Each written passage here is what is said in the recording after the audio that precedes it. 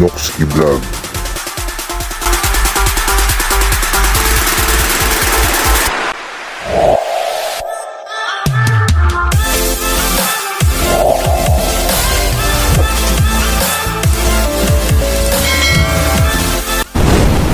Noxky Vlog.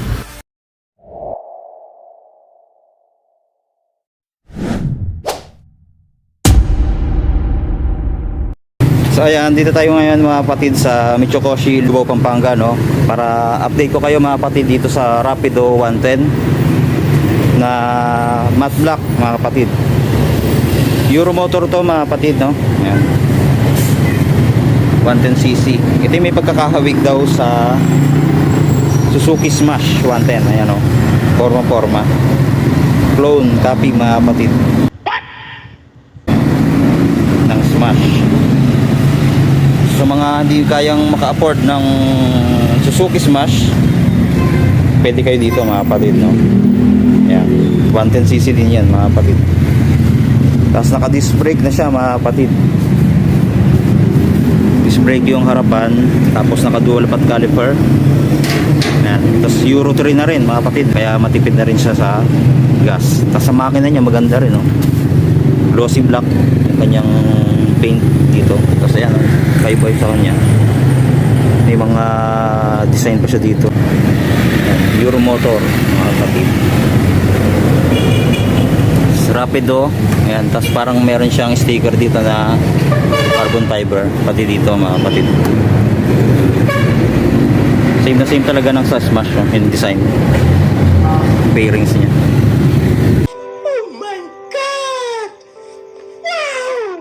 Sa gulong mga kapatid ay naka-rim siya, no? Tapos 250 by 17 yung kanyang size sa harapan. Tube type pa po ito mga kapatid. Sa likod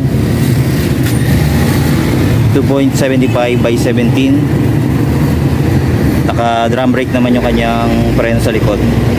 Tapos dual shock na kulay silver mga kapatid, no? Tapos kanyang muffler, ayan, makita naman natin, meron siyang heat guard. Ayan, chrome finish mga kapatid, no? Tapos matte black naman yun nandito.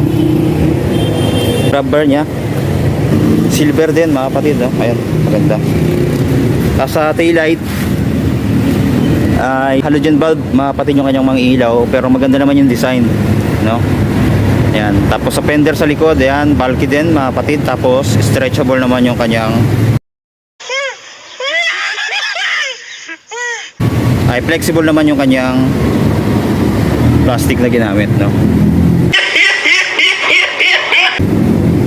So mainit dito. Papuan okay din, no? Malambot. Tapos yung fabric nya medyo hard, no? Makapit siya mga kapatid. Tapos sa panel naman, punta tayo, ito kanyang panel. Yun, know, maganda din yung design nya. Analog. Meron siyang speedometer, yan, odometer, tapos gear indicator meron din, tapos sa fuel indicator meron din, sa headlight, signal light, ito, yan, kompleto din mga kapatid. May neutral, tapos sa kanyang ilaw, no? Ayan, kompleto. So, simple lang yung design din niya. Ayan, makikita naman natin, no? Tapos medyo nakabali na ganun yung kanyang handle, oh. Mapapansin natin. Kaya hindi mahirap i-maneho mga kapatid. Tapos meron siyang high and low, turn signal light, busina, tapos choke, semi automatic mga kapatid. Tapos bukasan ng ilaw, then electric starter nya, throttle, ito okay din, malambot. Tapos preno sa harapan. Tapos dito yung ignition nya okay din, oh, maganda, oh. Meron siyang anti-theft na function, no? Ayan, okay din siya. Maganda to mga kapatid, no? 110cc. Sa mga naghahanap ng pang service na affordable mga kapatid, pwedeng pwede itong Euro 110 na Rapido. Ayan. Tapos dito sa harap, yan yung design nya,